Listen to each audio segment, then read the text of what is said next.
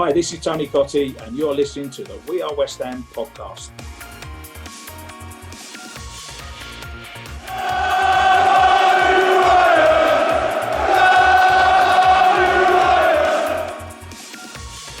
You are listening to the We Are West Ham podcast with me, Will Pugh, James Jones, and no Tom Edwards. Despite reports to the contrary, the We Are West Ham host and co-hosts do not spend all of their life abroad. But Tom is, in fact, in Portugal at the moment. He was hoping to join us, but the Wi-Fi signal not as good as when he was in Ibiza a few weeks ago. He hasn't just followed my lead and taken up surfing on the waves of the Atlantic off of the Algarve.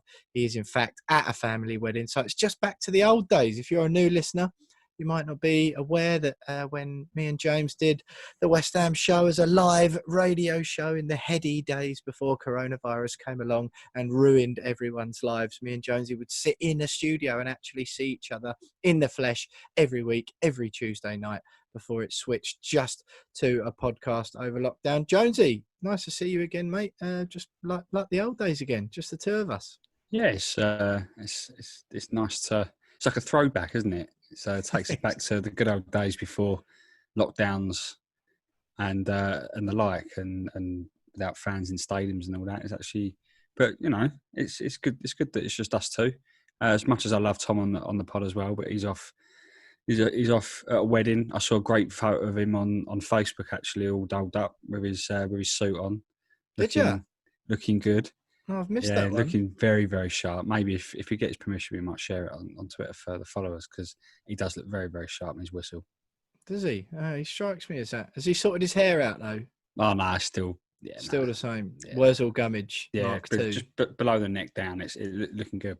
Absolutely. Well, James, I'm sure you'll agree, as will everyone at home, and I'm sure even Tom will agree, that the man that we have brought in to replace Tom Edwards tonight trumps him, to be quite honest. I'm sure he looks better in a suit, and we know firsthand what our guest tonight looks like in a suit, because every weekend we see him on Soccer Saturday talking to Jeff Stelling. It is none other than West Ham United iconic legendary striker Tony Cottee. We are absolutely delighted he will be standing in for Tom this evening, and of course, if he does well enough and his wage demands aren't too high, then we'll pull him in for the long term, and that will be the last you ever hear of Tom Edwards. But great guest tonight. Tony will be joining us from part 2 to talk all things Man City at the weekend. He has been offered a charity Betway bet for this weekend's game against Liverpool. Tony Carr had one last week for the Man City game, and there's 50 quid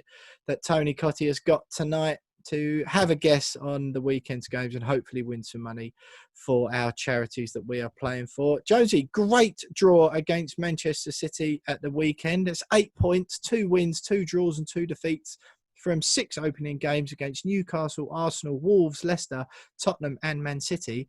And to be quite honest, I would suggest that is probably 5 points at least more than most people thought we were going to have. In classic West Ham fashion, we didn't pick them up against the teams we thought we were going to, losing to Newcastle and then picking up those 8 against those tricky teams I mentioned. I think the position we're in, all right, is 12th in the table at the moment, which doesn't seem fantastic. But after the 6 games that we've had, I think everyone listening would have snapped your arm off for it. And it proves, I think, if nothing else, that none of us on the We Are West Ham podcast, and a few of our listeners who didn't think we were going to do too well in the opening 6 games either, that none of us know absolutely anything about football or West Ham, as we'd all decided that we'd basically be confirmed relegation fodder by now. Yeah, it's pleasantly surprising, isn't it? I think I look back at when it was just before the Wolves game, and we were all talking looking at the fixtures to come, going that really hard run, going, we're going to have no points by November, aren't we? They might as well just send us down to the Championship straight away by Christmas, because we are in so much trouble. What was the point of staying up? What was the point of it? We might as well just gone down anyway, and because that Newcastle game at the beginning of the season was just so terrible, it gave us no confidence for the season to come. And then even if the performance was a little bit better against Arsenal, we still had no points after 2 games going into that hellish run of fixtures. And we haven't lost since. and we've been really, really good. And you know, a home draw against City, who loves just scoring for fun in Stratford, it is a really, really good result. Taking that into a trip to Anfield this coming weekend, and even if we don't win at Anfield, or if we don't get a point at Anfield, leave there empty-handed, you still got to look back on this little run of fixtures, which we all dreaded at the beginning of the season, even before that Newcastle defeat, and so it's been a success. And then, but we've now got to go into the so-called easier run of fixtures and make that count, haven't we? Otherwise, because we all know typical West Ham, don't we? I don't want to get negative, but I can see that Fulham game. I'm going, I know what's coming. That's exactly it, isn't it? I had a quick look at the fixtures earlier on. Obviously, like I say, 12th at the moment, not too bad given those games. And we'll go into the Liverpool game full of confidence. Obviously, the status of Mikel Antonio's injury, which we'll cover a little bit more shortly, is a worry for West Ham fans, given that he's been so integral to the excellent performances and the style of play that we've been executing so far this season. Let's get straight into that, really, Jonesy. The Mikel Antonio, the sort of reports eking out, just so everyone knows as well, we normally record the podcast on a Tuesday night, but as the esteemed nature of our guest that we've got on tonight, we had to do a little bit of rejiggling. So we're actually doing this Monday evening, Monday night. So 24 hours before we normally do. So if you're listening to this and thinking, what are they talking about? It's been announced how long Antonio's going to be out for, or whether he's fit at the weekend. You'll have to forgive us. But as of Monday night, 7 o'clock, it's just reports creeping out, Jonesy, that it's not looking too clever for Mikel Antonio. He felt his hamstring against City, didn't he? Limped off in the second half. And it's not looking too good at the moment by all accounts. No, I think similar situation in the Spurs game, that there were some rumours that he may have just aggravated something in the Spurs game, and they've managed to get him okay for the City one, but it was a little bit too much. And if he is out for a prolonged period of time, even if that's 2 or 3 games or even longer, then all that does is expose the shortfalls of the summer transfer window for me. Yeah, we brought Benrahma in right at the end, and I think if Antonio is out, then Benrahma is going to have a larger role to play than he probably even thought he might do at the beginning of his West Ham career. But selling Hugo and Ayeti, and I'm not saying those two strikers are the two goal scoring strikers we desperately need at the club, but don't, now because we'll just be arguing at each other. No, exactly. The first show we've done together, just the two of us for ages. Oh, well, I mean, that's kind of what the fans want, isn't it? Right? Well, that is, yeah. But I don't know. I think as much as I think Haller has a lot to offer, I think in this system he doesn't, and Haller is not going to slot straight in to replace Antonio and have the exact same effect. Whereas someone like Ayeti could have a similar effect. I'm not saying clinically he would, but he's a lot more mobile than Haller, and we need a mobile striker to play up top on his own, and Haller is not that guy to play up top on his own. And he is. Well, I mean, he'd run around a lot more. He'd be a little bit more busier, wouldn't he? And I mean, even if you're not going to keep Ayeti, you're not going to keep Hugo, then you need to bring in a backup who can do a very similar, if not identical job to what your preferred number one first choice striker can do, just in case that number one preferred striker gets injured at some point. And when that's Mikel Antonio, as much as we all love him, we all know he's going to pick up an injury at some point. And to go into the season without a backup like that for him is criminal for me. We all knew it. We all knew it was going to come. It's happened probably sooner than we all expected at a time when Antonio's on fire. And it's frustrating. So hopefully he's not out for too long. But this is a moment for Haller to really step up and show that he can lead the line. But I just don't think he's the player for it. Well, look, I'm gonna pull you up on it. And Alan Rizeppa, who listens to the podcast every week, he engages with us a lot on Twitter as well. And once again, we apologise to him or I apologise if we haven't pronounced his surname right. But Alan tweeted, this was about 5 days ago, and I remember enjoying the tweet at the time. And he tweeted, biggest myth is that Antonio works harder than Haller. For comparison, distance covered and attempted tackles in 2019-20. So this is last season. Sebastian Haller, 246 kilometres covered compared to Michael Antonio's 113, 9.86 kilometres per 90 minutes for Sebastian Haller, 5.79. Michael Antonio, 49 attempted tackles for Sebastian Haller, 23 attempted tackles for Michael Antonio. Alan signed it off with, how people end up with takes like Haller is lazy is beyond me.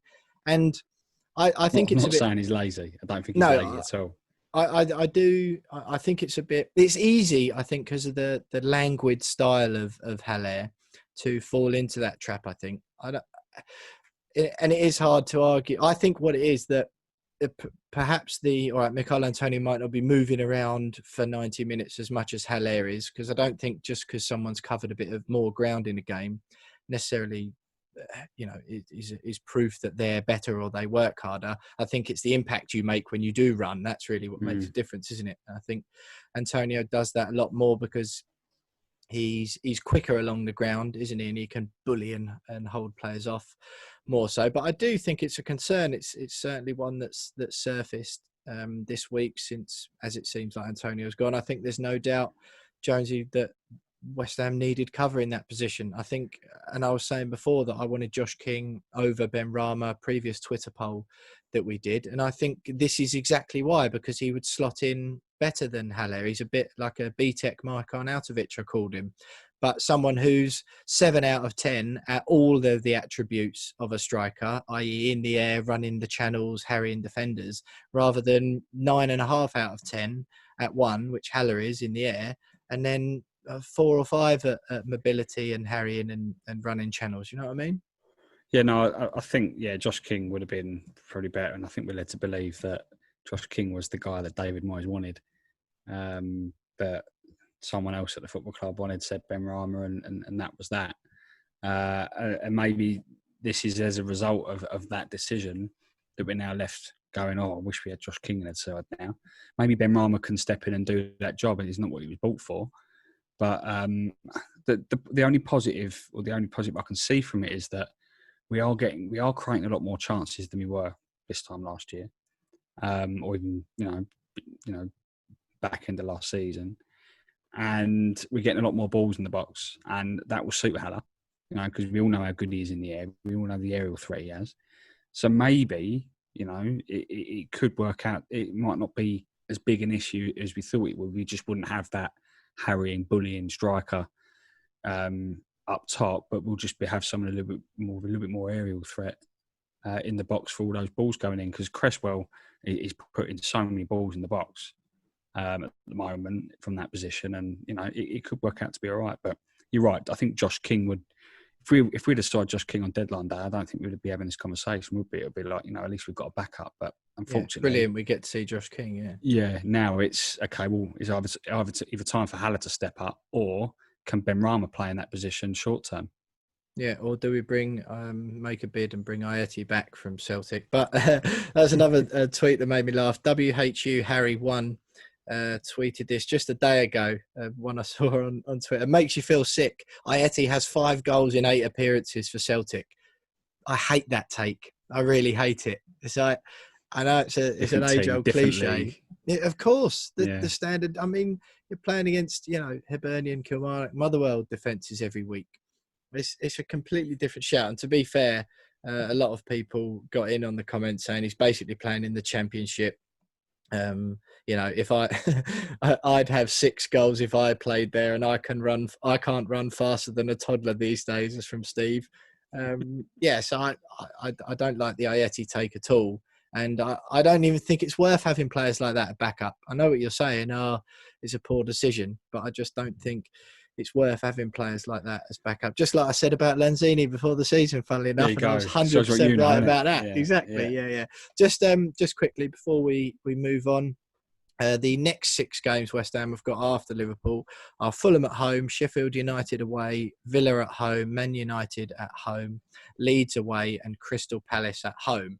So again, Jonesy, like you say there, that will be the test, won't it? Ian Bishop, West Ham legend, came out and he wrote a column for The Sun this morning just to take a look back at the West Ham Man City game, obviously having played for both clubs. And he said, David Moyes got the tactics spot on, but he said, even when I was at West Ham, my 9 years at West Ham in the 90s, that West Ham always raised their game against big clubs and then just lost concentration against the smaller ones. It's almost the hallmark or trademark of the club. And I do think that applies to basically any team under the top six, is that you're hit and miss, because if you weren't, then you'd be up in those European spots. But he's right, isn't he? That will be, and I hate peddling out cliches like this, but that will be the test, isn't it? If Fulham haven't got a win by then, that's exactly what will happen. Chad from Betway put that in our group chat earlier, didn't he? You can just see it, getting a result at Liverpool and then losing at home to Fulham. But we'll take those games when they come. We've got some it's exciting times for West Ham anyway. Great position to be in at this stage of the season after the tough start that we've had. A little bit of a rundown on what we've got coming up on the show tonight. As I mentioned, delighted to be joined by West Ham legend Tony Cottee from part 2. He'll be with us for the best part of the show, standing in for Tom Edwards, who is swanned off to Portugal for a family wedding this week. So great replacement for Tom there with Tony. We've got some listener questions to ask him. We'll talk to him about the Manchester City game, ask him about Declan Rice and his potential new £120,000 a week contract. David Moyes, of course, should he be getting a new contract? Mikel Antonio, should he be in the England squad? I went on radio the other day and tried to start that campaign. Absolute informed striker at the moment, but obviously if his injury doesn't clear up soon, then my suggestion will have been useless. We'll ask Tony as well about the time he got sent off at Anfield, what he makes of the Sebastian Haller situation. He'll be having a Betway charity bet to raise money for the West Ham charities that me and the lads are playing for this season. Football journalist and Liverpool fan George Douglas is on for the opposition view. No Name That Game this week. We've frozen the scores and we'll call it the international break because Tom is out on international duty. And of course, we'll wrap up as ever with the West Ham women segment. Jonesy, excited to speak to Tony in a minute? Can't wait. He was my first hero growing up. He was it's just class goal scorer. Absolute, but a lot of people forget how many goals he scored throughout his career. One of the highest scoring players in top flight history in this country, if you include pre-Premier League, and arguably underrated as a striker during his career. So yeah, can't wait to speak to him. Absolute legend for me. Absolutely, yeah.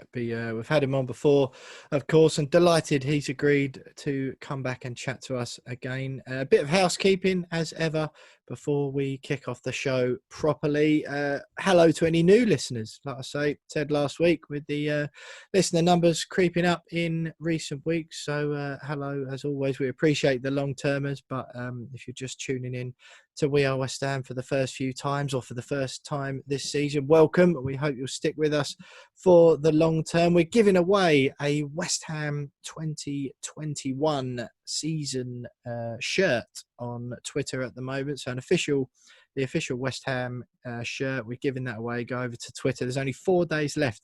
We announced the winner on Halloween, so go over to our Twitter for the instructions on how to enter that competition to win a shirt from this season. Home, away, third. You choose whatever you fancy. Follow us on Twitter, of course, at @WeAre_West Ham. That's where you'll find all the details for the competition as well. Subscribe to our YouTube channel as well. You can watch back every single episode, including last week where we had Tony Carr, of course, and this week, Tony Cottee. The video footage, of course, from tonight's interview will be available on our YouTube channel. So if you scroll down to the description of this podcast and you'll find the link to our YouTube channel there. Do subscribe, like and watch those videos, watch back, and you can see our faces as well as hear our voices and see how delighted James is to just be on the Zoom call with me tonight. But James, an absolutely brilliant show coming up, and we'll have Tony Cottee, West Ham legendary striker and Sky Sports pundit, next.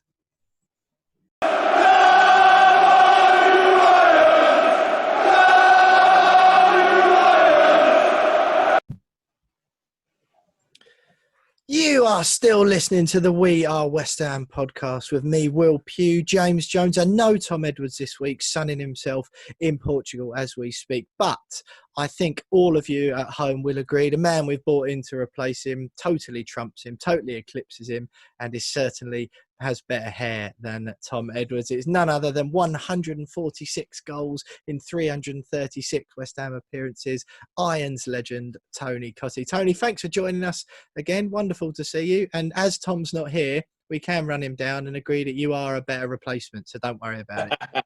Evening, Will. Evening, James. Yeah, it's good to be back with you boys. And I must admit, though, if I had a choice of talking to you guys or being in Portugal, I know where I'd rather be. But the problem is you still have to do a quarantine, don't you, when you come back from Portugal? So as much as I tried to get there this summer, I couldn't do it because of the quarantine. But no, anyway, it's about football talk. So it's great to be back with you guys. And you've got to talk to us instead. How's your luck? No, that's okay. That's fine. It's not a problem. But Tony, straight into it. I mean, it's a pretty good time to be talking West Ham at the moment. You'll know that. Before the season, it was a bit doom and gloom. And understandably, I don't think the fans can be blamed for much of that. But after the first 6 games, 8 points, we're only 12th in the league, which, on the face of it is a bit, that's not ideal. But the teams we've played, it's brilliant time, brilliant team performances on the pitch, and another great game at the weekend against City. Yeah, it was. I must admit, I was one of those sort of doom and gloom merchants at the start of the season, but only not doubting the team and the quality we got, but just doubting the fixtures. Because if you looked at that first 7 fixtures that we had, and sometimes I think there's someone who's like thinking, I don't want to get in trouble, but you're thinking like, can they make it any harder for West Ham in the first 7 fixtures? Because you look at the games and. You've mentioned the 8 points, which is, a fantastic return from the 6 games we've had. But then who have we got coming up? Liverpool away. And you're thinking, so I think they deserve a lot of credit. It's been difficult at times. There's been, as always at West Ham, lots going on. When, Moisey obviously had a bit of the COVID recently, which doesn't help when your manager's not about. But they've got on with the job. There's been some really good performances. I think, except in the Newcastle first game, I think where it was a little bit all over the place, which was surprising really because we'd done so well in the lockdown period, didn't we? So, I was expecting us to, maybe get off to a 3-point start. It was the complete opposite. We lost that game, but since then, the boys have done great, and I think we're all a lot more optimistic now, aren't we, than what we was at the start of the season. Well, Jonesy will be able to tell you exactly the stats. I think he's got them tattooed on the inside of his arm, the teams we've played on the first game of the season the last few years. But yeah, we've had a few mingers. I think, James, wasn't this year the first year in 8 or something where we hadn't played one of the top 6? 7, actually. 7, sorry. I told you 7. Knew it. We completed the set of the top 6 last year, didn't we, with City? But yeah, this year was the first year, and we still lost, didn't we? But it was the run since, even after that Arsenal game where the form improved, it's been brilliant. But Tony, how do you think that with Moyes getting COVID, and everyone thought it was going to be terrible after that, and how are we going to get on with 2 players with COVID, managers out with COVID? Yeah. How do you think that shows the togetherness of the squad, that even without the manager there, the coaching staff's come together? Do you think we can read a lot into that, or is it just, because of the technology that, it was kind of business as usual?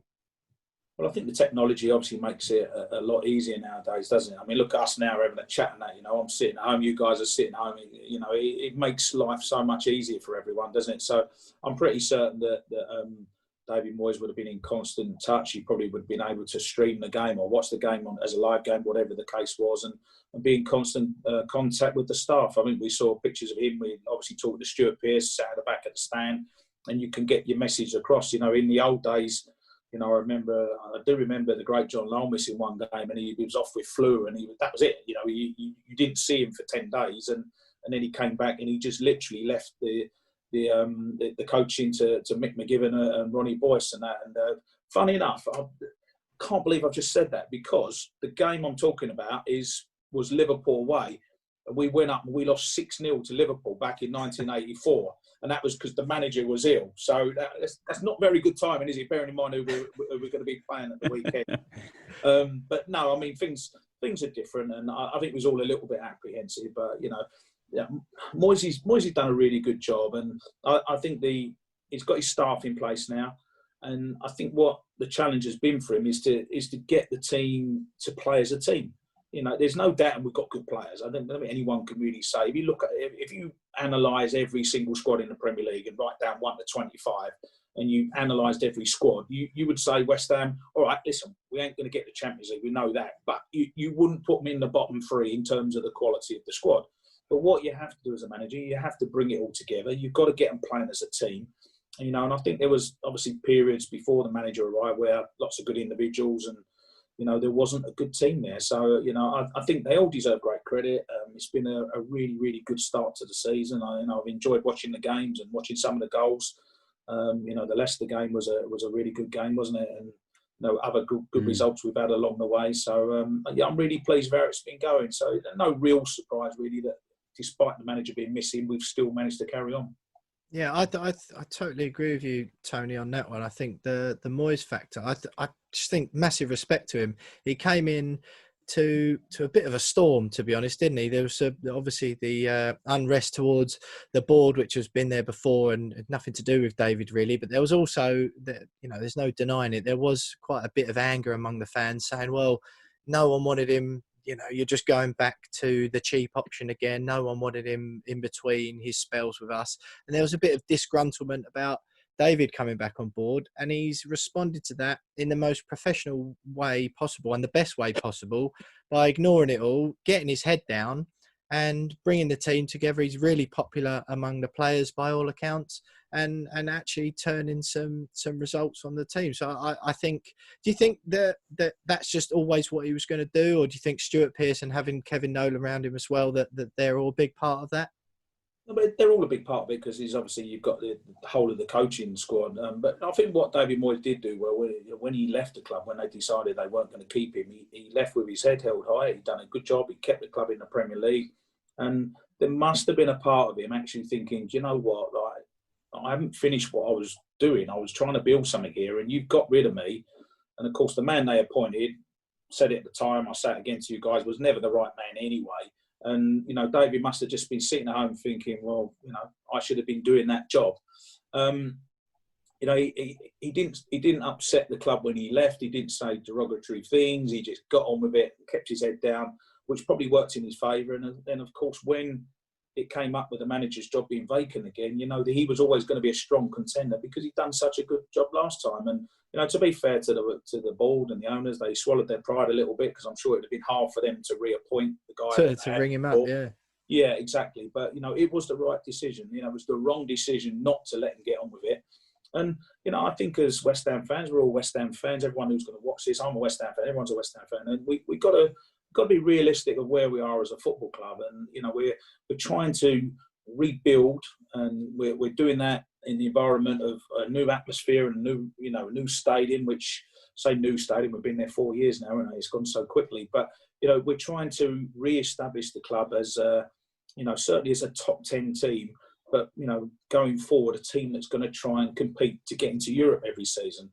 Now, to do that, you need good players, but you need the stability in the management side of things. You can't keep chopping and changing managers. You can't say, well, he didn't do very good this year, let's get rid of him, get someone else in. Because the problem is someone else comes in and they don't like that player, and then you then bring in other players, and then he gets the sack after a year, and then you bring another manager who doesn't like those players, and the players up there, and it's just chaos. And we've seen it with so many clubs. They just chop and change the managers. West Ham's always been a club where the manager's been given time, been given the opportunity to groom a team and bring everyone together and piece all the parts of the jigsaw, which is so difficult nowadays. And it's so competitive. You mentioned the league table. You only got to look at the league table, see how topsy-turvy it is. Some of the results that have been coming in. There's a real opportunity for a team to get it together and really have a good season this year. And I hope, under the stewardship of David Moyes, that we will go in the right direction, because that's what we all want. But we've got to be realistic. We all want the club to be successful. It was bitterly disappointing to get knocked out by Everton in the League Cup, because we'd all like a nice cup run. But it's going to take time, and we all need to support the manager and hopefully let him take the club forward over the next 2, 3, 4 seasons, whatever that might be. And at least it wasn't like a Macclesfield or an Oxford United or a lower league team. I said that, I remember we did our season preview, James, didn't we? And we said then, you know, as everyone says, oh, it'd be nice to have a cup run. And yeah, it would. But we said then, you know what, it'd just be nice to go out to a team who's likely to finish above you in the Premier League. And one where it isn't embarrassing and all over the newspapers, which we did. But on the league form, Tony, the City game at the weekend, I thought we were really good. One of your old teammates, Ian Bishop, wrote a column this morning, and he came out and said that he thought David Moyes got the tactics spot on, that he won the tactical battle over Pep. He was saying at the time how, you know, when during his time at West Ham and ever since, that we always raise our game against the bigger clubs, but it's not been the case the last few seasons, certainly against Manchester City at the London Stadium. What did you make of the game? Well, I've got to be honest with you, boys. I didn't see the game live, and not because I didn't want to see the game, but my game at the weekend was Millwall-Barnsley. That sounds a real crack, doesn't it? You know, but so I was sent to Millwall. I think they do it as a punishment every now and again. But so I was travelling and listening to the game on the radio, and you know, it's hard to make a judgment when you didn't actually watch the game. I saw the highlights. Obviously, I've seen Mikel's fantastic goal. You know, but it sounds like we've done well. You know, and it's a vast improvement on last year. You know, we touched on it. James touched on it. The first game of the season, we get walloped 5-0 at home by Man City. You know, they're not the sort of results that you want to be having. Yeah, of course, anyone could lose to City, to Liverpool, Man United, etc. But it's the way you lose, and it's by the amount that you lose. You know, so to get a draw, I think in the circumstances, I think it's a really, really good point for us, and it's just helped us to build. And these are bonus points that we've been getting, because they're games that normally you'd look at and say, wow, that's a really tough game. And it was a tough game. You know, I actually fancy us at Liverpool next week. I think we've got a real, real good chance of taking Liverpool on. And it's hard to say you go there and win, because we don't do it very often at Liverpool. But I think, you know, with Van Dijk missing and, you know, Liverpool not quite firing on all cylinders, made our work with Sheffield United the other day. I think we've got the ability and the confidence there to go and give them a real game. So, you know, to be unbeaten against City at the weekend, you know, I think that was a really, really good point. Tony, do you think that the home form is going to be, particularly without fans? I mean, a lot of people have said there's been a lot of debate whether fans not being in stadiums has improved some teams at home that may have had like negative atmospheres. We all know that there has been negative atmosphere at London Stadium, but the fact that we've not been battered by City at home for the first time ever in that ground, do you think that it plays a part? And do you think that just generally fans not being there in general has played a part in the starts of the season we've had? I'm not saying that's the sole reason why, but you know, part of me thinks that particularly at home, it's made a difference. Yeah, I think you've got a fair point, James. I think it's been a bit of a leveller for teams. You know, some of the results, I mean, you know, you never would have, I don't mean anyone would have bet on Villa 7, Liverpool 2, would they? You know, Spurs 1, Man United 6. You know, even Leicester 0, West Ham 3. You know, people wouldn't have put money on those sorts of results, would they? You know, so, you know, I was just saying to you boys before we started this interview that, you know, I was at Arsenal Leicester on Sunday evening, and you're going to the game. I went to the game to do the commentary for Leicester, and you're at the match, and you know, very few people have been to Premier League games. You know, it's only a select few because of the circumstances, and it's only 300 people can be in the ground at any one time or whatever. You know, so it's just eerie atmosphere. It really is, because you're sitting there, and I'm doing the commentary, and normally you've got the roar of the crowd around you, and everyone's shouting and hollering and screaming and whatever. And with that game, it was just, you can hear all the players talking, you can hear the managers shouting, you can hear the coaches shouting. Everything it's so different. You know, I had experience of that sort of scenario as a young kid, playing in what was the old football combination as a reserve player when I was 16 years of age, and I was just breaking into the team. And it was a great experience for me, because I had Trevor Brooking was injured and Frank Lampard Senior was injured, and they was playing in the reserve to get fit to go back in the first team. and I'm playing at Upton Park as a 16-year-old. As a fan, this is a dream come true type of thing. But there were no fans, and as a result of it, you're playing at the best stadium that you want to play at, but you can hear everything the manager says, everything the coach. You can even hear your dad shouting, "Oh, stick it in the net, Tony." You know, it was a sort of bizarre, really, because there's hardly anyone in the ground, and it takes me back to those days. So, I'm waffling on a little bit about it, but I think it just emphasises the point that we all know that football is really, it's nothing without the fans. I think it's the best game in the world, but if you don't have supporters there, it changes the atmosphere, it changes the dynamics, and as a result of that, you don't really have a home or an away team. It's almost like you're playing, like in the old days when there was crowd trouble or whatever, you'd say, right, well, go and play at a neutral venue, and sometimes it was behind closed doors or something, and it's almost got that sort of feel about it, the Premier League, where it is like a neutral venue, and as a result of that, has it worked in West Ham's favour? I don't know, really. I don't know what the answer is to that, because, if West Ham are struggling at home, there can be a little bit of an atmosphere. But, on the other hand, if West Ham are doing well, or the fans see something that excites them, they're the best fans in the world, and it's the best atmosphere in the world. So it's a hard one to call. But I think, unfortunately, we're all sort of stuck with it, certainly for the next couple, 2 to 3 months, I'm guessing, maybe longer, where sadly the fans aren't going to be a part of what's going on. And it's been such an exciting Premier League season to start with so far. And our club, as always, has been topsy-turvy, and you wouldn't expect anything else as a West Ham fan. Absolutely. I remember I did some, what you're saying there about the broadcast stuff. When you're in the stadium, I did some broadcast stuff for the Bournemouth game, the pre-season friendly. We had the Betway Cup. And for once, and you're in there, and for the first time, as in compared to fans, when you're saying these things, everyone else in the press box can hear you. Anyone who's there can hear what you're saying, where usually you're surrounded by fans and it's only the people on the other end of the mic, and you all of a sudden become really aware of what you're saying. I had a couple of the West Ham press people sitting alongside me. I didn't really want to run them down too much, even though they were conceding goal after goal, because you think everyone's listening to what I'm saying in it. It's bizarre experience. I had exactly the same at Arsenal and that. I'm thinking, I've got all of Arsenal media and people around me, and I'm commentating for Leicester, and the Leicester goal's gone in, and obviously I've cheered because Jamie Vardy scored, and you think, wow, perhaps I shouldn't have shouted that. Perhaps you shouldn't have. I think taking your shirt off and twirling it around your head was a bit too much, though, Tony.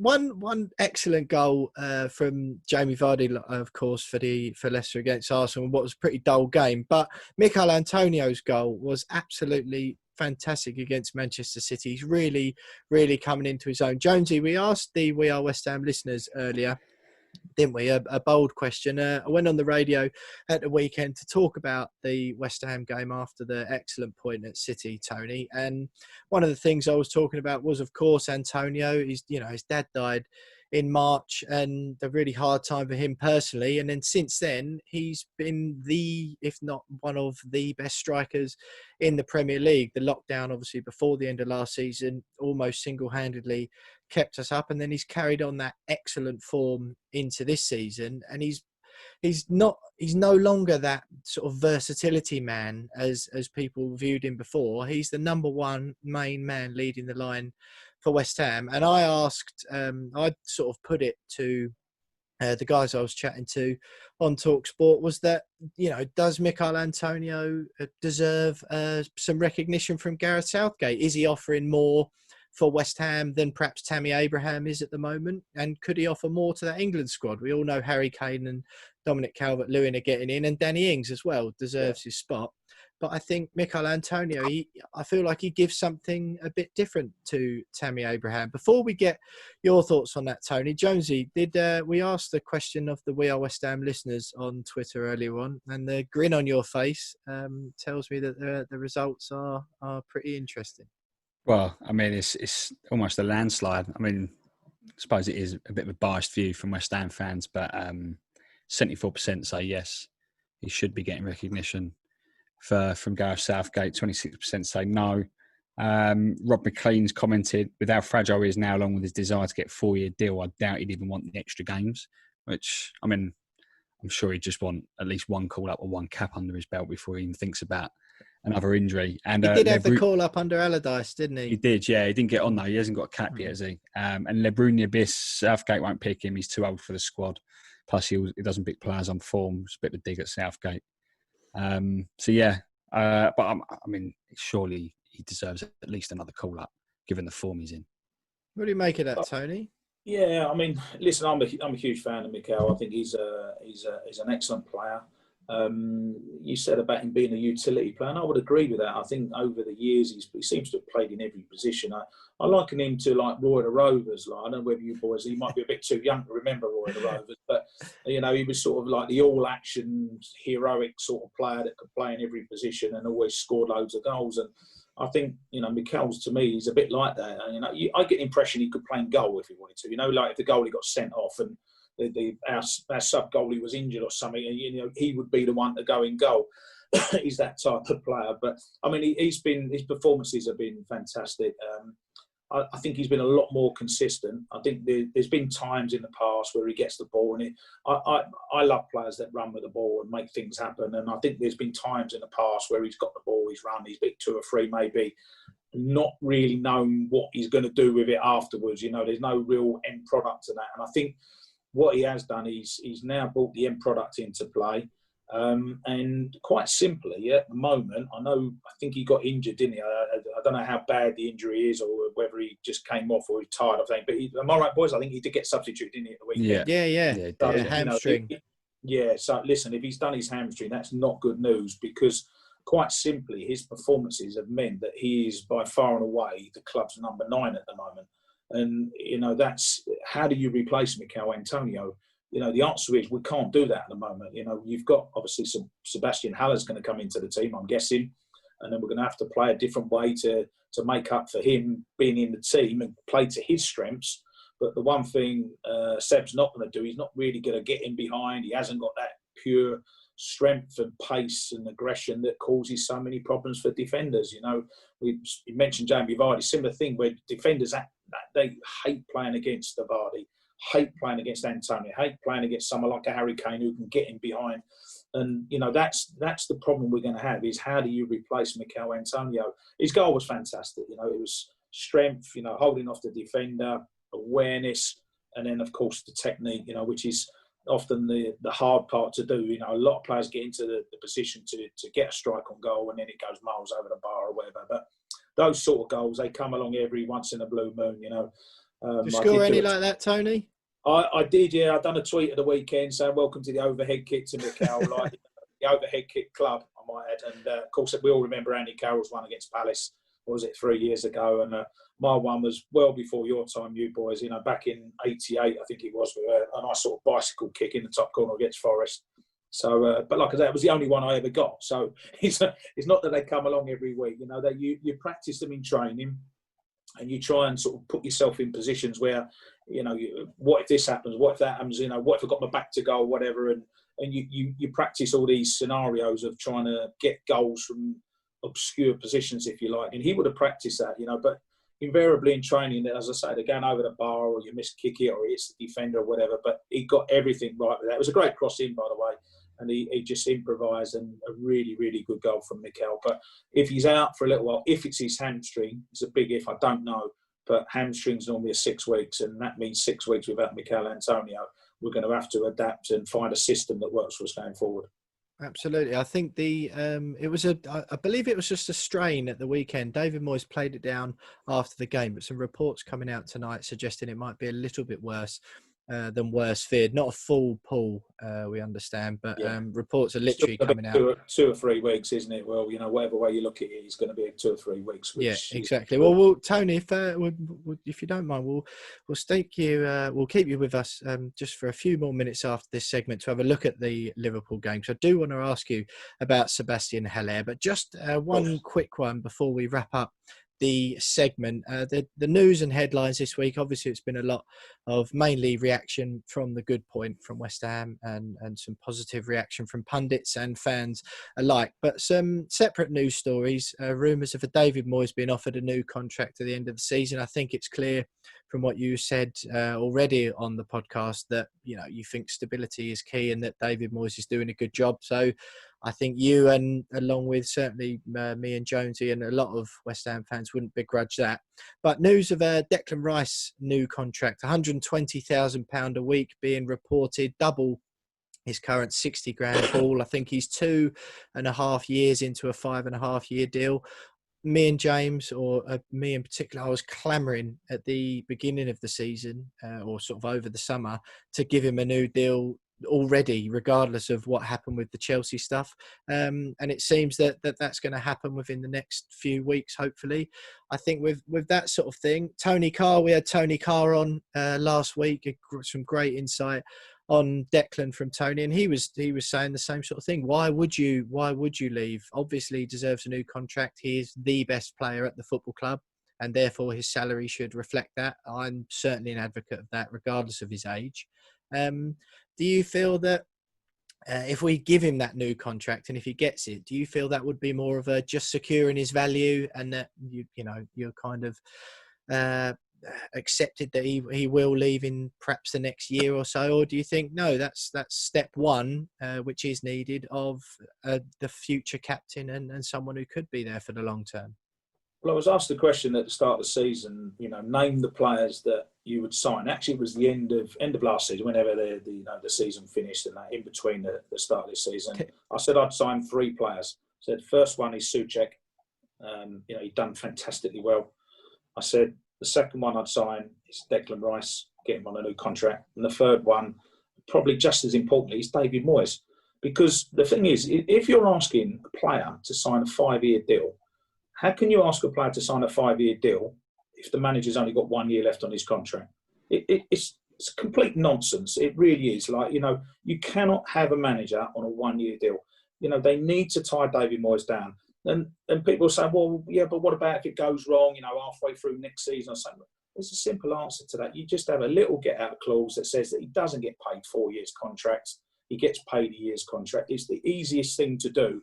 But you can't be asking players to sign for a football club when the manager's only got a year left. He's not even a year, is it? He's up in June next year.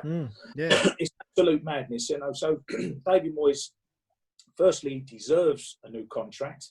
And secondly, you need to tie the manager down to be able to ask a player to sign a 5-year deal. And with regards to Deck, listen, you don't need me to tell you, Deck's a fantastic player. He's the captain of West Ham at the moment with Mark Noble not playing. But what Deck needs, he needs a team to be built around him. And to do that, you need a manager who's going to build the team around him. And in David Moyes, I think they will do that. Deck needs to see the team improving. He needs to see the club going in the right direction. And, what he doesn't want is a relegation fight like what we had last season. He's better than that, isn't he? He's better than that, absolutely. He's now a regular in the England team as well, and he's still only a young kid. We need to keep him at West Ham, and to do that, first and foremost, give him the wages, whatever it is, doesn't matter, just give him the wages. And also, by doing that, if you tie him down on a 5-year deal, for example, you also protect the asset. You're then saying to someone like Chelsea, if you're going to come in and buy this player, you are going to have to pay silly money to get this player out of this football club. If he's only got 2.5 years or 2 years left, or his contract's winding down, the value of the player goes down the whole time. So it's a common sense, no-brainer for the club to give A, Declan Rice a new contract, and B, David Moyes a new contract. Has to happen, should have happened at the start of the season. Get on with it. What's the delay? I don't understand it. Absolutely. Words of wisdom, if ever we've heard them on the We Are West Ham podcast. They might be the first words of wisdom we've had on this show all year, actually, Jonesy, I think. Definitely. Now, plenty from Tony Cottee this week, plenty from Tony Carr last week, of course, hoping to bring you a few more guests in the weeks to come. But Tony, if you don't mind, we'll keep you just for a few more minutes, have a look at the Liverpool game, and hopefully you can help me and the boys continue to raise some money for our West Ham charities this season. Stay with us for all of that next.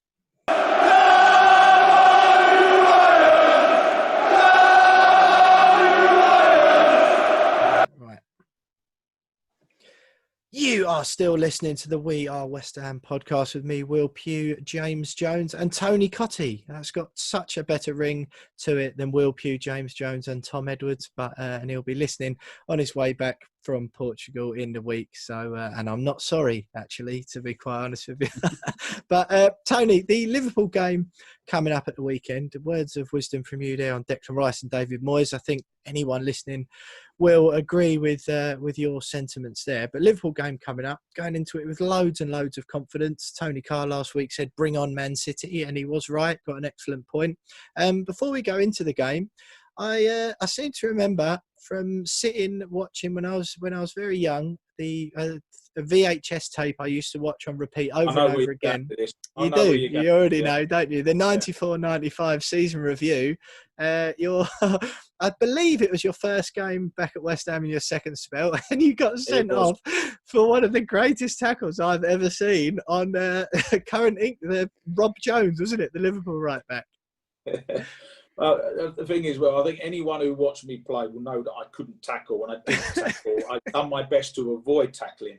But no, I think, bearing in mind, I obviously re-signed for the club from Everton, so playing against Liverpool, it was obviously a big deal for me. It was my second debut up at Anfield, and we was doing really well. We was holding them and 0-0, and I was quite clearly fouled, and I think the red mist sort of descended, and I had a bit of a lunge at Rob Jones. I didn't actually touch him. It probably looked a lot worse than what it was, but even back in the mid-90s when you was allowed to be a little bit more physical, I think looking back, I've seen it a few times, I think probably fair to the red card I got what I deserved. And I think the luckiest thing for me was that the actual foul was literally 10 yards in front of the tunnel where the players come out. So I looked up at the referee's red card and I thought, oh no, what have you done? And I'm thinking, good news is I've got 10 yards walk, and I was sort of walking down the tunnel, all the Liverpool fans away with me, and I thought, oh no, it was an absolute nightmare. And not only that, I got a 3-game ban as well, which in those days started about 2 weeks after the actual offence. So you had to wait 2 weeks before it kicked in. But luckily for me, the following Saturday, before the ban kicked in, we played at home to Aston Villa. It was my second home debut for the club, and we beat Aston Villa 1-0, and I scored the only goal. So I think as annoyed as the fans would have been, I got sent off at Anfield. I think it's fair to say I made up for it the following week, and then I had a 3-game ban on my head. So, but not particularly happy memories, I've got to say. No, it was. We did actually hold on for the 0-0 that game. We did, yeah. So one of our better results at Anfield in history. But yeah, for anyone listening at home who hasn't seen that tackle, it's worth digging into YouTube. Tony takes off from the middle of the pitch and didn't quite make contact, but flew into Rob Jones right on the touchline. It's something to behold. Jonesy, the Sebastian Haller situation, he's likely to come back in and replace Antonio if, as it looks like, he's not going to be available for Anfield. We'll obviously get Tony's thoughts on it in a minute. Are you nervous? Are you nervous about having him come back in? Because it just seems, although we paid a lot of money for him, he doesn't really fit in the current system.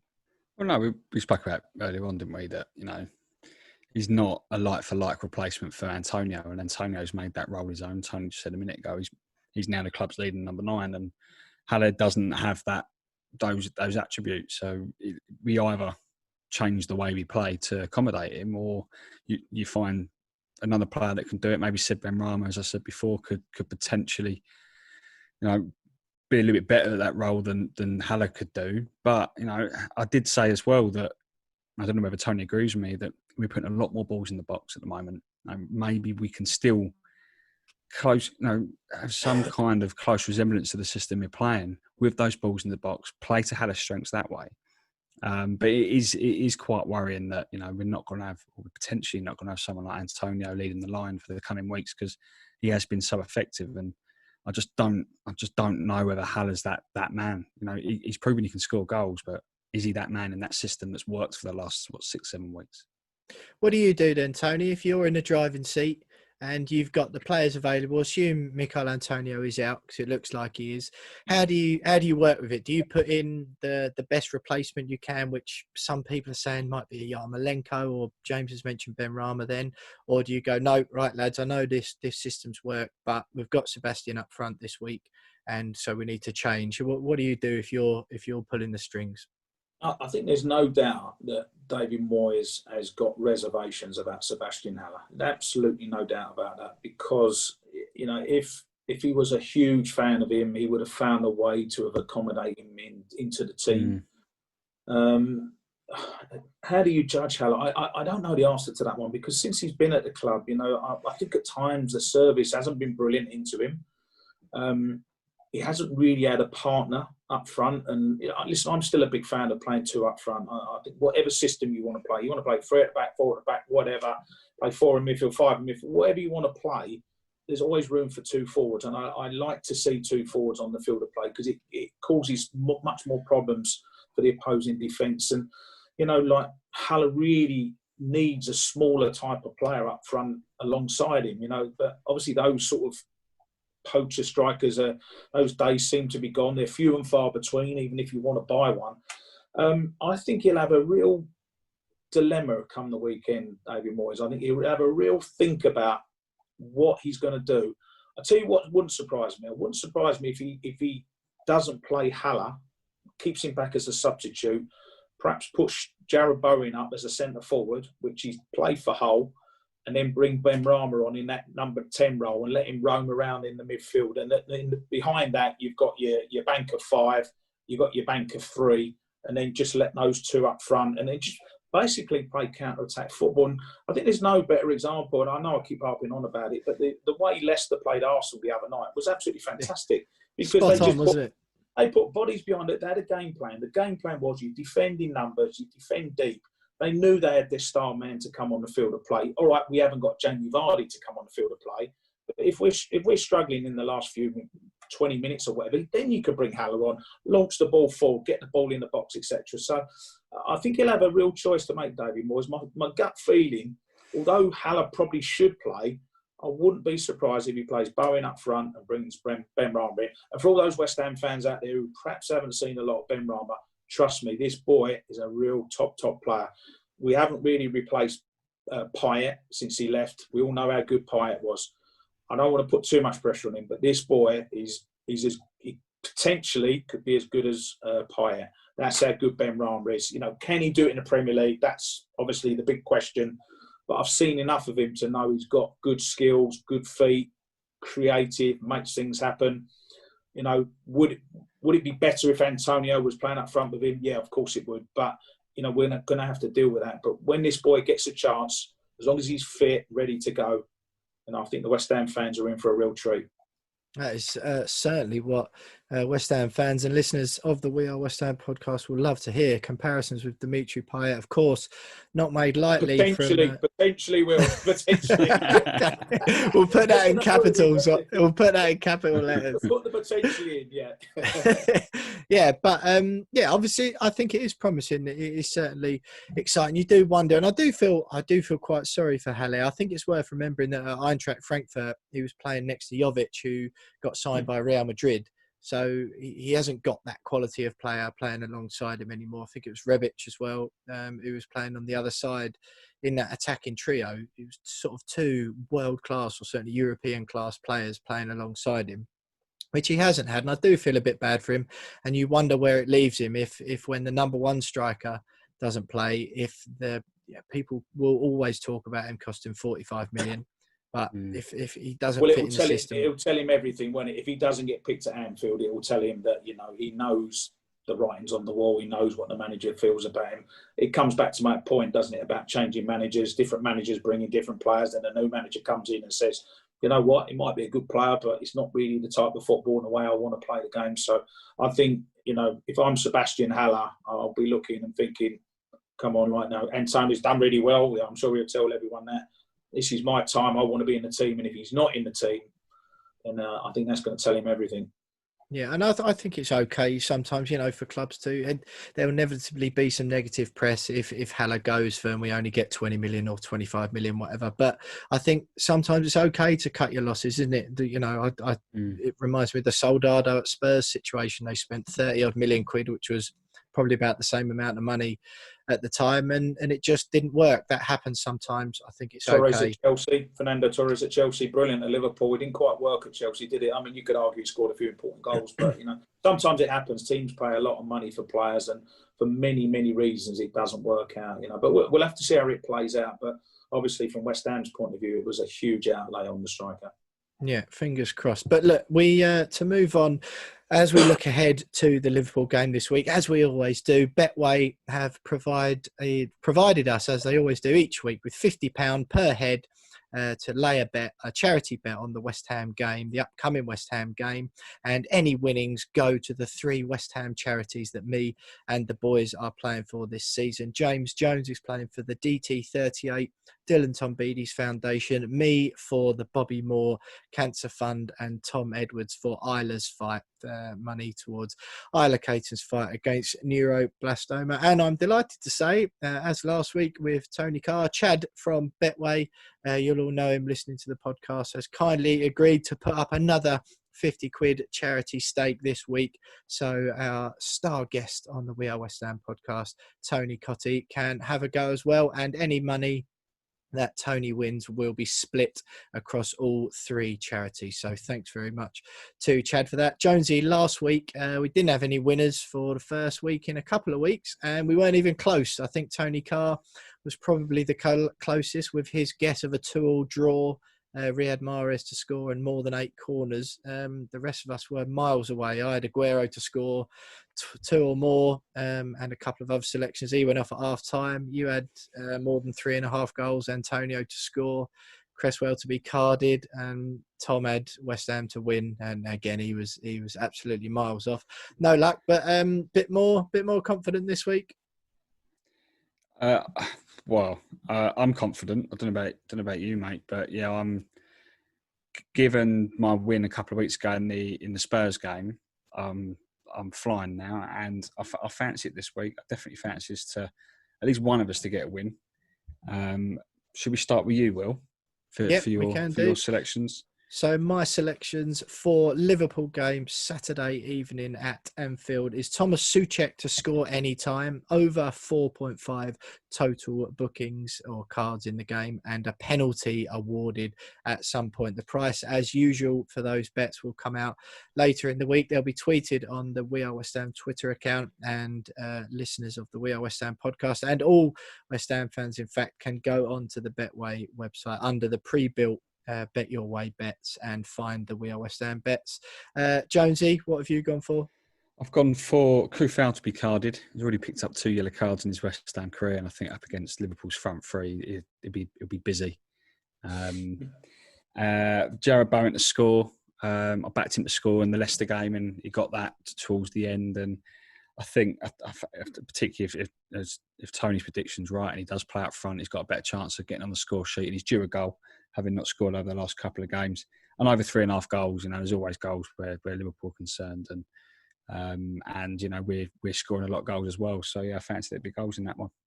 And Tom, in his absence, has gone for both teams to score over 8.5 corners and West Ham to win. So once again, Tom seemingly disinterested with winning any money for himself. Tony, we to boil it down a little bit for the guests. So we've been asked by Betway just to ask you 3 simple questions. So from you, hopefully to win some money for us this week, we need win, lose or draw. So West Ham, win, draw or defeat. Well, I've already said I fancy us to get a result. The problem is without Antonio, I was confident of a win. I don't know whether to go or draw, but I'll be optimistic. Go on, West Ham win. West Ham win. Nice. West Ham win from Tony Cottee, and a goal scorer from either team. Anytime goal scorer. I was going to go Jarrod Bowen, and James has put me off here. So, go on. I'll stick with me, Jarrod Bowen. Whatever's in my head, I'm not going to change it because you told me you was going to ask the questions. I'm not going to change it because it's the worst thing to do. So, Jarrod Bowen to Excellent. score. Yeah. And more or less than 8 corners in the game? No, less than 8 corners. Less than 8 corners. Less than 8 corners. Liverpool are not really a corner team, and West Ham, I don't know, it's tough at Anfield. So, yeah, I'll go less than 8. Excellent stuff. Well, that's all 4 of our bets locked in. That's £200 of charity stakes from Betway this week for the charity bets. Fingers crossed we can keep the money rolling in. Jonesy, I think once Betway have agreed to double our money at the end of the season, so I believe all in with that, we're at about the 500 odd quid mark at the moment after a few games, which is pretty good going. Yeah, I think if you include Betway matching it, I think we're 550, 560 between the 3 of us although 120 of that was free money after they kindly gave me and Tom 60 quid each for taking so ages narrowly to win missing any out, money, Tony. so narrowly missing out on the Leicester game. For Tony's benefit, we were all going to win in the Leicester game, win some money for our charities, but Leicester's disallowed goal meant that Tom and I didn't win our bet in the end because we had both teams to score in that, and it was the last kick of the game. So Betway kindly, because Will won his that week for 60 quid. Betway said, "Oh yeah, we'll match it because you were so close." So 120 quid of that 500 odd quid, it was actually free money, to be fair. Yeah. Doesn't matter, boy. Listen, it's three great charities, and it's whatever you can raise. It's tough out there for the charities, so whatever you can raise, keep up the good work. It's free great.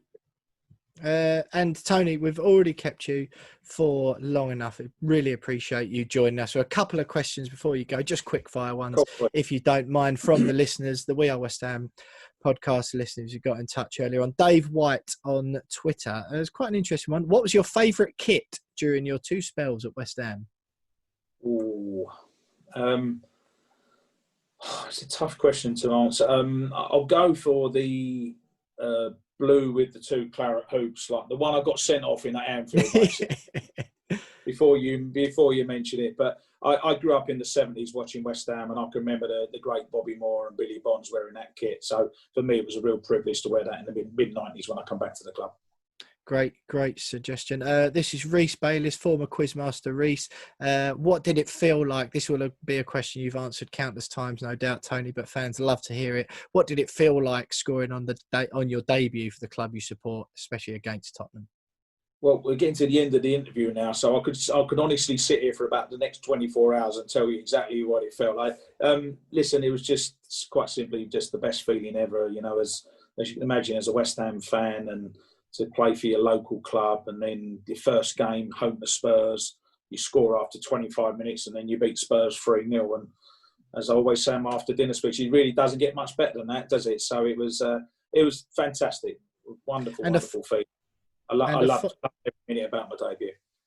Excellent stuff. And a final one here from Stephen Wills said, you played snooker against Steve Davis in the 80s, and how did that come about? You handled a cue pretty well against him.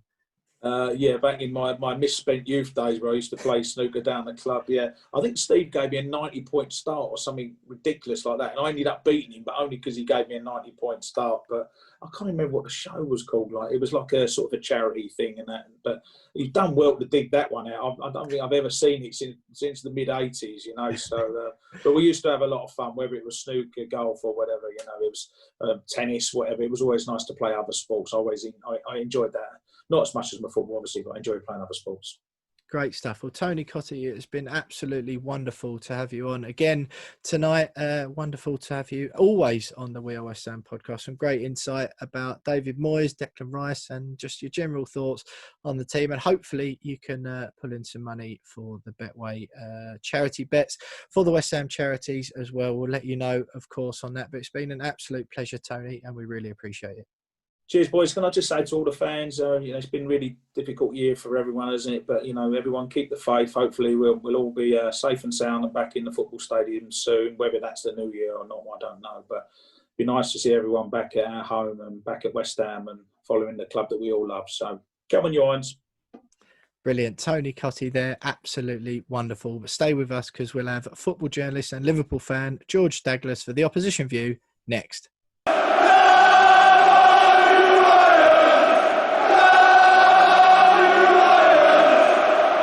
So what a fantastic guest, Tony Cottee there, West Ham legend, giving us some excellent insight.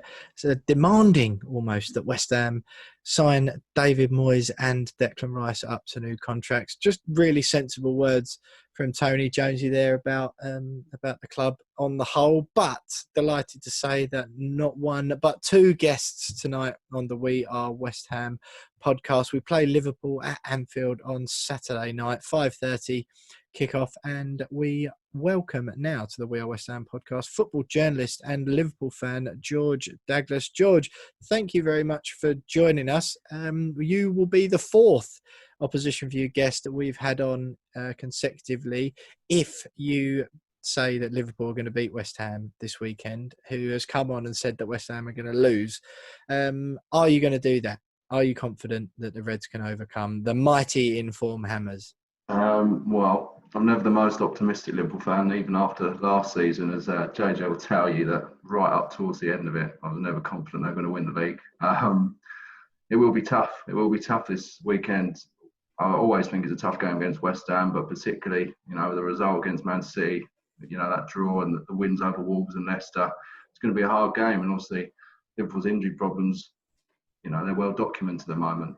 Probably have a fairly strong side out, but obviously Virgil van Dijk's could be a big miss, and West Ham looking confident going forwards. I'd like to think Liverpool will edge it, but I think it'll be close no matter what happens this weekend. Jules,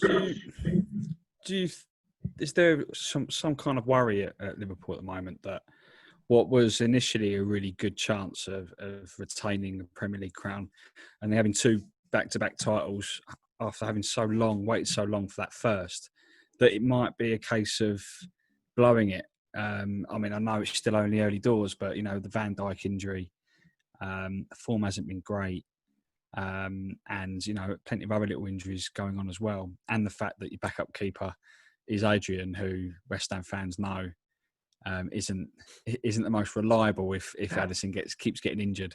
Are you concerned that it might be another so close season?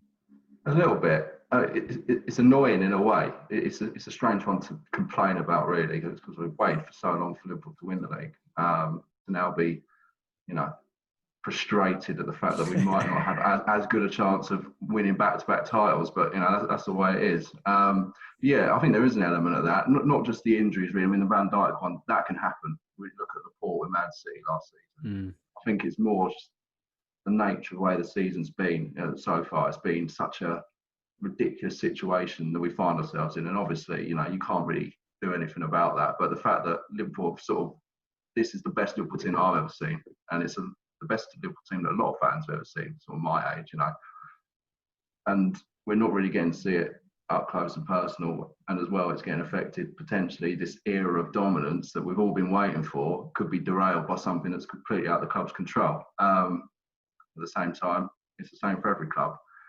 Liverpool are joint top, so we can't complain too much at this early stage. But yeah, I think there's an element of that, and hopefully, come the end of the season, we'll be able to just get on with it and we'll be back to normal. But we'll see how it goes. Back to normal, hopefully not meaning Liverpool winning the league, I guess. George, sorry. Looking ahead to the game at Anfield on the weekend, how do you see it playing out? We were talking for the majority of the show about what it's going to be like for West Ham, or how they're going to play without Mikel Antonio. Looks almost certain to miss out on the weekend, and he's been our talisman this season. He's been at the heart of everything good that West Ham have done. Looks like Sebastian Haller might come in, or Moyes is going to have to change something about up front, so it might not be as potent. But how do you see it being approached from a Liverpool perspective? Well, first of all, I think it will be a close game, as I was saying earlier. Liverpool have tended to try and dominate these kind of games with the ball, but they've probably not been as slick with their passing. That's probably the reason Thiago's come in. We'll wait and see if he's fit for the weekend. But the approach is going to be the approach they've had for this whole season, despite the way some of the results have gone and the way the season's gone. They are trying to control these games.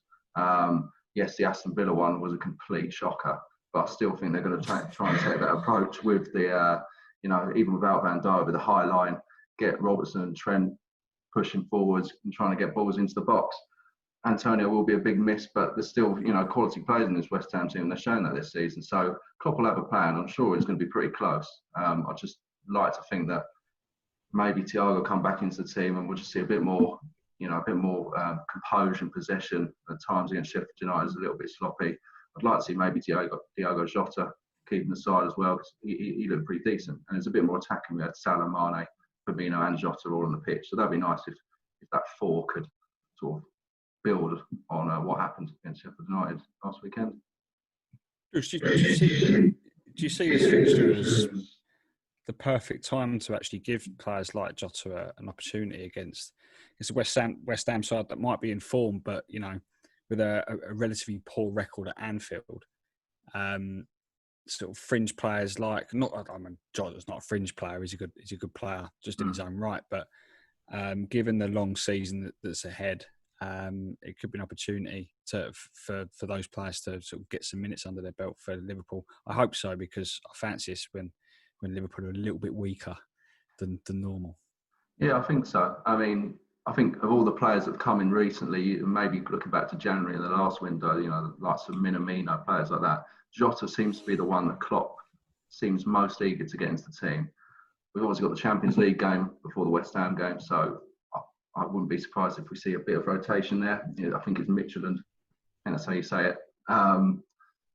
So there's potential there for a few players getting rested, and then maybe we'll see that reflected in the West Ham game as well. I mean, the games are coming thick and fast at the moment. There'll be more Champions League games after that. It'll still be a strong team, but I think there is definitely cause for players like Jota, who are on the fringes, really pushing after what happened at the weekend, to stay in the side and stake their claim further against West Ham. That's in terms of attacking players. Anyway, defensively, can't really rotate too much. Is Fabinho, do you reckon? Will he be lining up centre-back Fabinho alongside Gomez? I would have thought so. I mean, Joel Matip's going to miss the Champions League game. They're potentially hoping he might be back for Saturday, but with Matip, it's never been, he's never been that reliable, and we've never seen him play a run of games. I think if Gomez and Fabinho, providing they start together in the Champions League and do well and keep a clean sheet, then maybe there's foundations there for a partnership. I mean, they look pretty decent against Sheffield United, in the Champions League against Ajax last week as well, that they kept a clean sheet. So, yeah, there's foundations there. Fabinho isn't typically a centre-half, but he's shown so far this season that he's doing a pretty decent job yet there. So there's no reason really for Klopp to veer away from that, I would say. George, I know you're a Liverpool fan, but also know that you're a bit of a Football League World expert, given that you work for Football League World as well. Obviously, Seb Benrahma is in line to potentially make his debut. Is that something that worries you, given, Tony Cottee's been bigging him up earlier on in the show, because he's seen a lot of him sort of while covering Brentford for Sky Sports, and so you would have seen a lot of him covering the Football League for your day job. Him and Jared Bowen, arguably the two most exciting players in the Championship, both now West Ham players over the last sort of 6 months to a year. Sort of, are you worried about the impact that he could have on his debut if he plays? A little bit, yeah. I think you have to be with a player like that. He's a real sort of magician, isn't he, with the ball? He can do the unexpected. I think the only question mark you might have over him is that lack of match fitness, because he didn't play much for Brentford, did he, before he signed for West Ham? Then saying that, he didn't play much for Brentford, and he come in the League Cup game and he turned, I think it was Michael Hector with a back heel nutmeg and then curled one in. So whether he's going to be that sluggish if he does play at the weekend, I'm not too sure. But yeah, I would be a bit concerned. Obviously, he's waiting for the chance to play for West Ham and prove himself in the Premier League. Is what he's wanted ever since he come to England. I think Brentford are quite good at placing themselves. They don't want to explicitly say they're a stepping stone club, but for a lot of players that come over, probably see them that as an opportunity to get into the Premier League. And so this is his big moment. I think if he does get the chance to come into the team on Saturday, then yeah, he'll definitely be right up for trying to show why West Ham eventually are going to pay big money for him.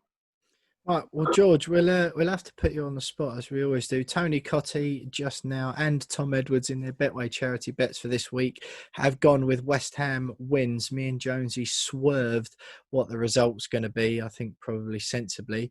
But I haven't got the score predictions off of Jonesy yet. But just from you, what are you saying score-wise at the weekend? Well, like I say, I'm never that confident with Liverpool. I never really bat them for a big win. I think it'll be close this weekend, but I will just side with my team, if that's all right with you two. I'll go 2-1 to the 2-1 to Liverpool from George. This is excellent, Jonesy, isn't it? Because we've had a good record the last few weeks. I think that makes it 5 in a row where the opposition view has come on and backed their team, and then West Ham have gone on and got a result the following weekend. So fingers crossed for that. Jonesy, what are you saying for the game at Anfield Saturday night?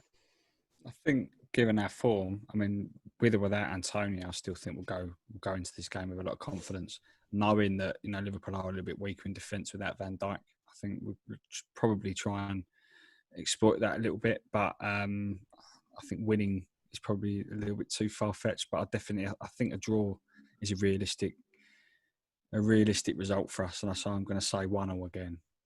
You're going to go with 1-1. Well, 1-1. I am going to go.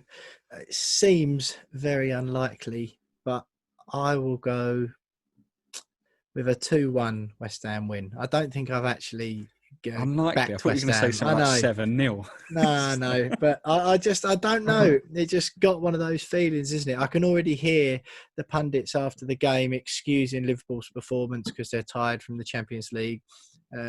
Obviously, the violin brigade will still be out for Virgil van Dijk. Memphis Depay, by the way, pulling his shirt up in the French league to reveal "Good luck, Virgil" or whatever. Just absolutely ridiculous. Dutch friends, aren't they? Friends. But no, I can just hear it after the game already. I've just got a feeling, talking about West Ham in good form. David Moyes done well to shift the team about without Antonio, and we did we ran them close at Anfield last season, didn't we? And I just fancy it. I think Pablo Fornals is going to have another game of his life. And so I'll go 2-1 to West Ham. George Douglas, football journalist and Liverpool fan, thank you very much for joining us. But stay with us. No Name That Game this week, frozen because Tom has swanned off to Portugal. But stick with us because we'll have the West Ham women's segment and some reaction from the Tony Cottee interview.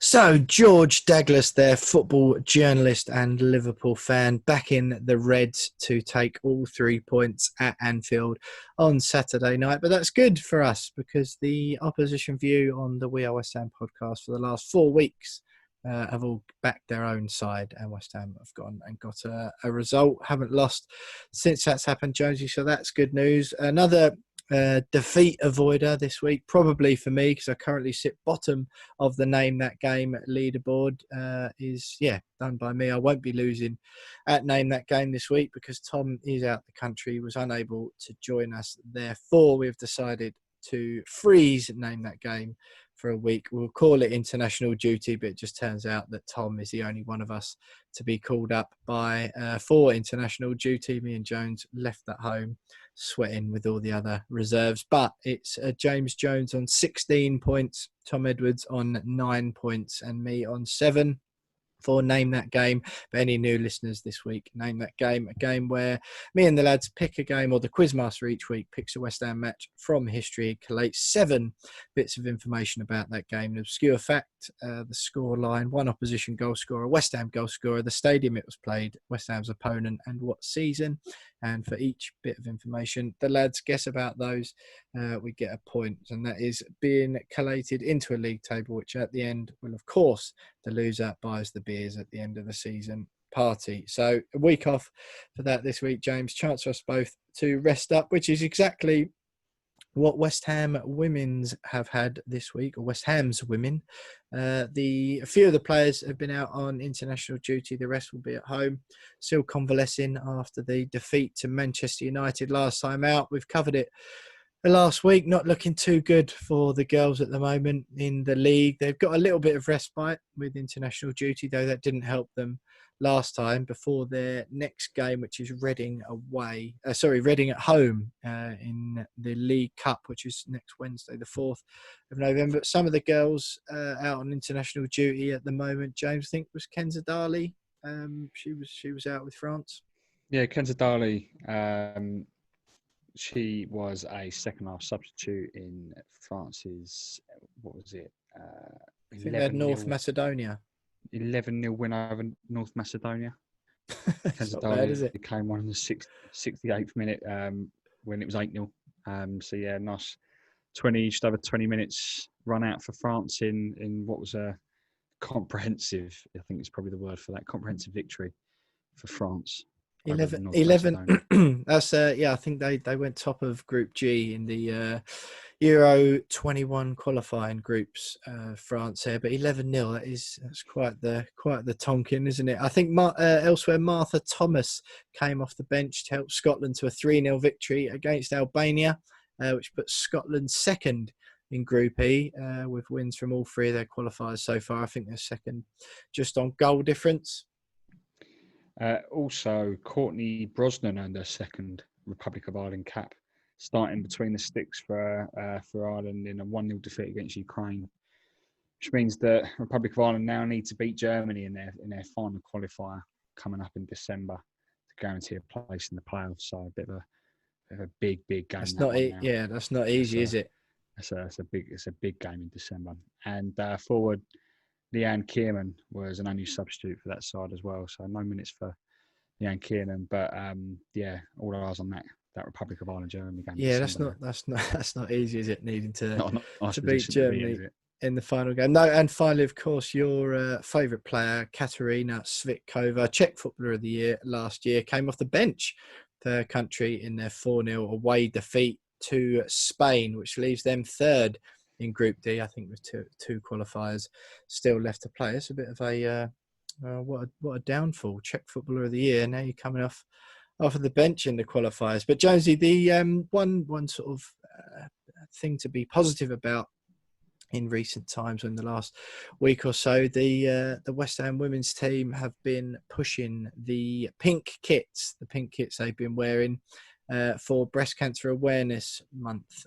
Mikel Antonio also got involved in that. I think October is Breast Cancer Awareness Month. The pink shirts, I think they're available to buy as well, and I think the money goes towards that cause. So a little bit of positivity, but two big games coming up for the girls, James. Yeah, got the Reading, as you mentioned before, Reading at home in the League Cup next week on the 4th. Beat Brighton, of course, in the first. Beat Brighton first game on the penalty shootouts, didn't they? Yeah, so big game there, and I think that we looked at that Brighton game, didn't we, and thought maybe that could be the thing that kickstarts the result that kickstarts the league form. It hasn't quite happened. Did it? Didn't. So yeah, I think now everyone's like, okay, we'll get a win against Reading, or a good performance against Reading, and then hopefully that will kickstart the league form. Because then after that, a few days later, Birmingham away in the WSL on the 8th of November. Birmingham 7th in WSL at the moment. It's a winnable fixture, and as we said last week, we've got to start winning games in the league, otherwise it's not going to get any better. No wins from the first 5. Birmingham, 5 points clear, 3.3 positions above West Ham. This is a must-win game now. Yeah, and that's the thing. We're at risk of sounding a little bit broken recordy, aren't we? Because with the games coming up, every game now is in that next game's a big game, next game's a huge game, and when you're in that position, that only adds to the pressure on the girls, doesn't it? And I think certainly pressure on manager Matt Beard at the moment. Come out after the game and said the usual sort of stuff.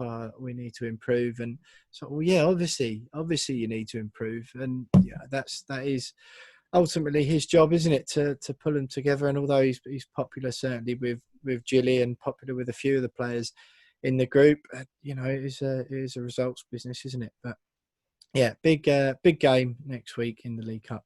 You'll have heard from us before then, of course, on next Wednesday's podcast. We hope to have a WSL guest on the show again to look ahead and preview those two games in some serious detail. But stay with us, because for the final section of the show, we'll have some reaction from James and I on the Tony Cottee interview, and we'll have an FPL update. Stay with us for all of that next.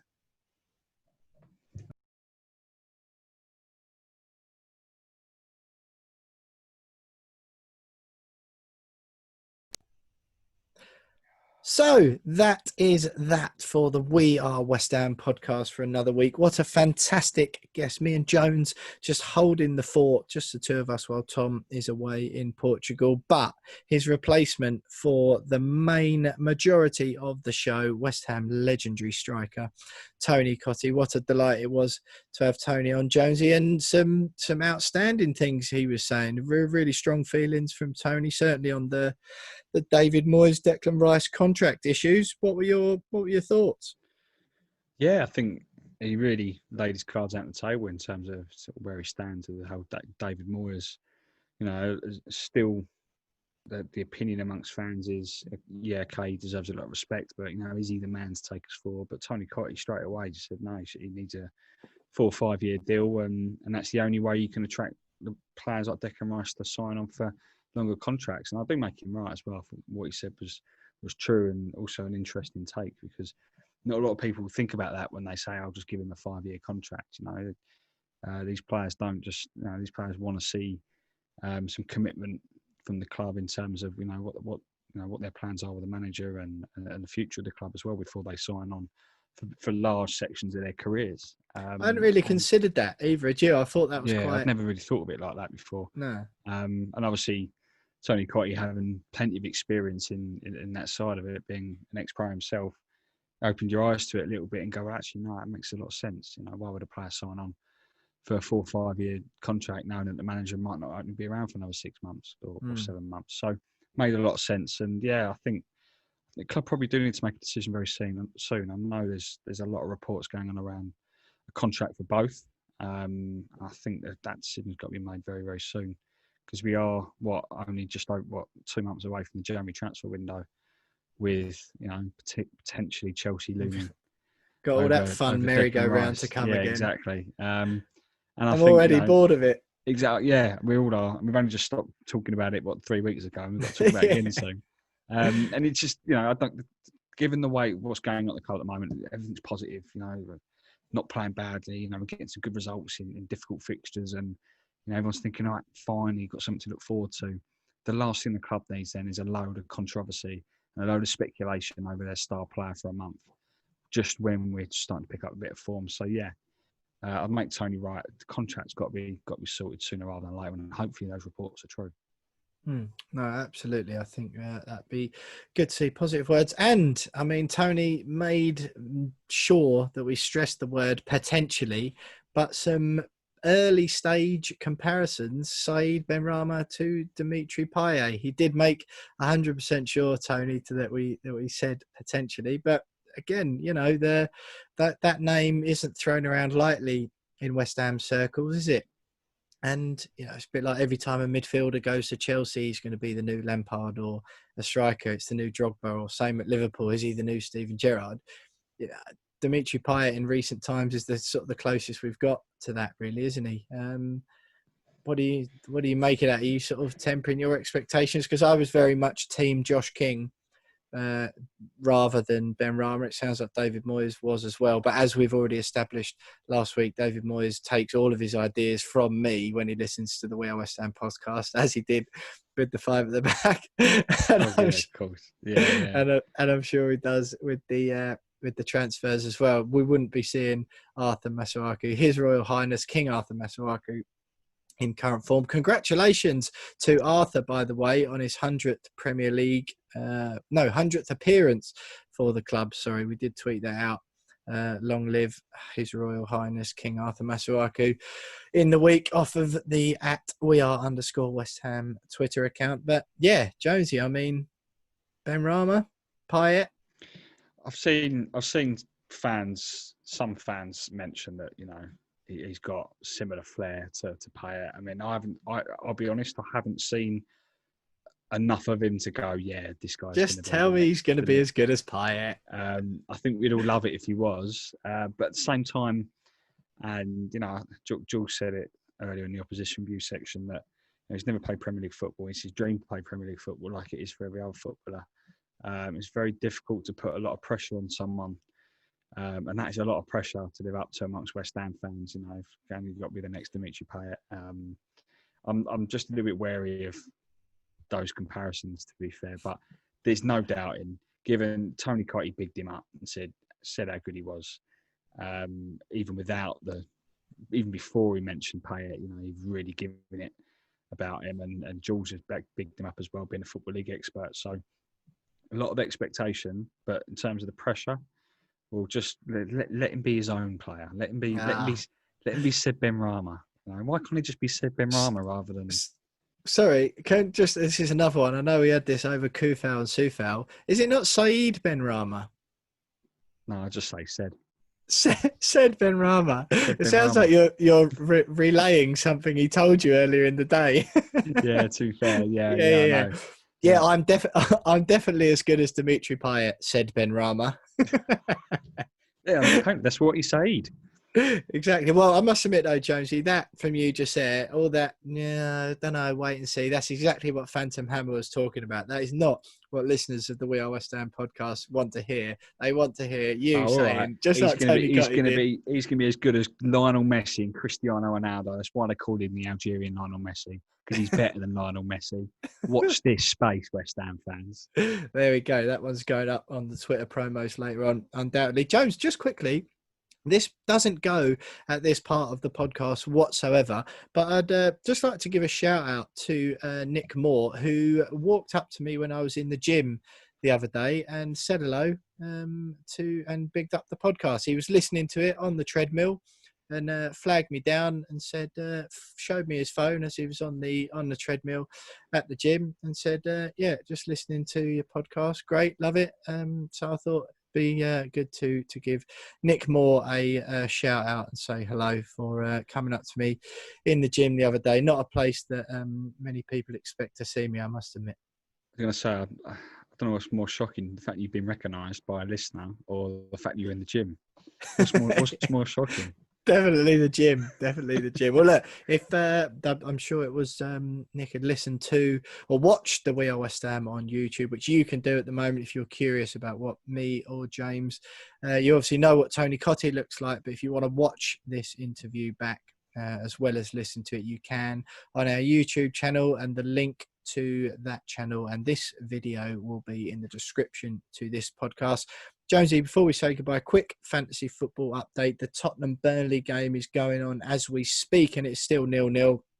Doesn't bode well for me, because I've got Harry Kane as captain and Heung-min Son in midfield. I'm on a measly 25 points so far this week, which puts me on 298 points total. You are on 38 points, which puts you just 3 points behind on 295, and Tom has fully caught up with me.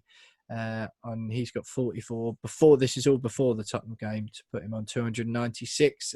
Quick shout out to Rudy Eagling, who's back to top spot in the We Are West Ham podcast listener league. The code for that CNY60U.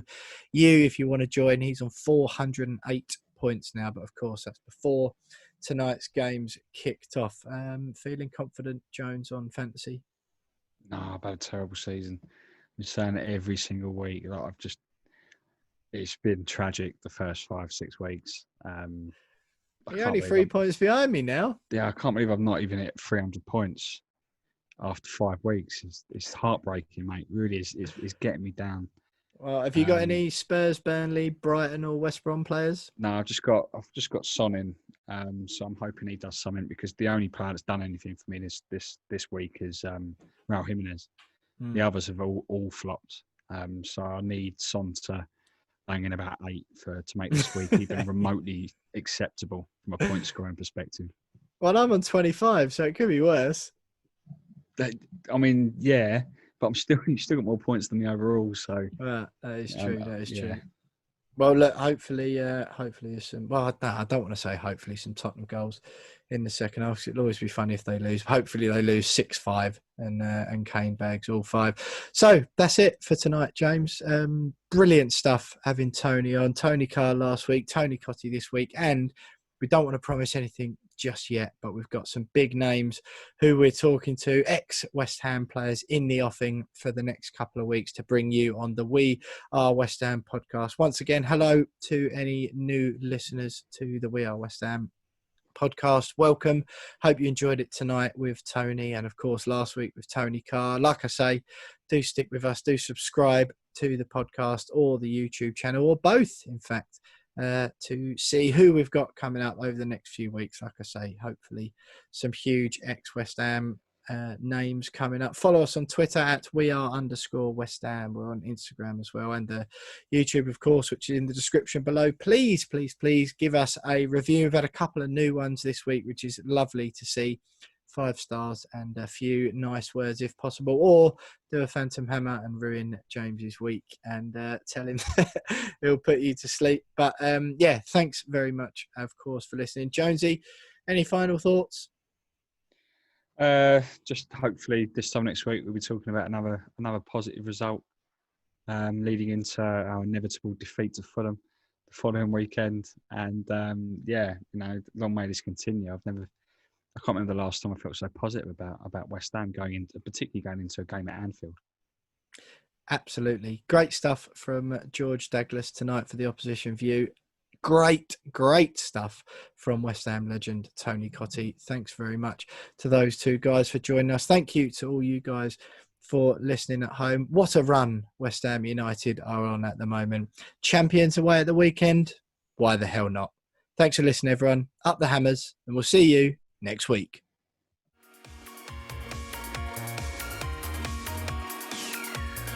Hi, this is Tony Cottee, and you're listening to the We Are West Ham podcast.